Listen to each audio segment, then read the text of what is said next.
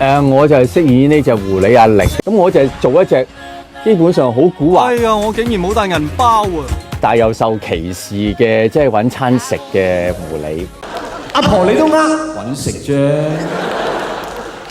你阿媽嚟㗎噃，犯法啊！睇佢個樣，哇，肯定係一日打幾廿圈麻雀啊，食煙啊，即係飲酒飲唔停啊，然後就行街都係咁樣嘅人。就你想 happy 下咧？我唔啱嘅，有冇男人？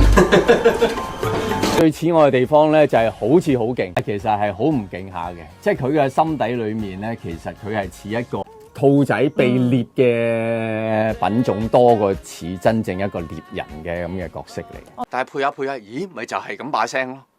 我唔知係咪我把聲似狐狸啊，定狐狸似我？我覺得係幾入戲嘅。你真係我估唔到佢咁受歡迎啊！呢個係咪啊？因為咧，時不時有人會行過街咧，阿力咁樣。丁力我就識嘅咩阿力啊？你講咩？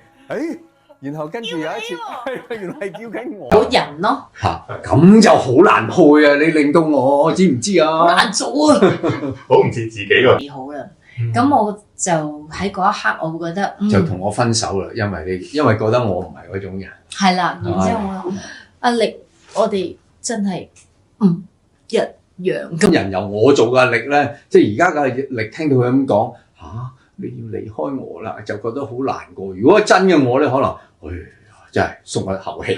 咁但係配嗰陣時又 OK 啦，可能呢隻本身有啲靈性，即係會谷翻我度元氣出嚟。即係本身就沙沙地嘅，但係沙嘅耐唔中有一句佢係子華你沙咗，咁咪嚟多次咯，即係配音有呢個好處咯。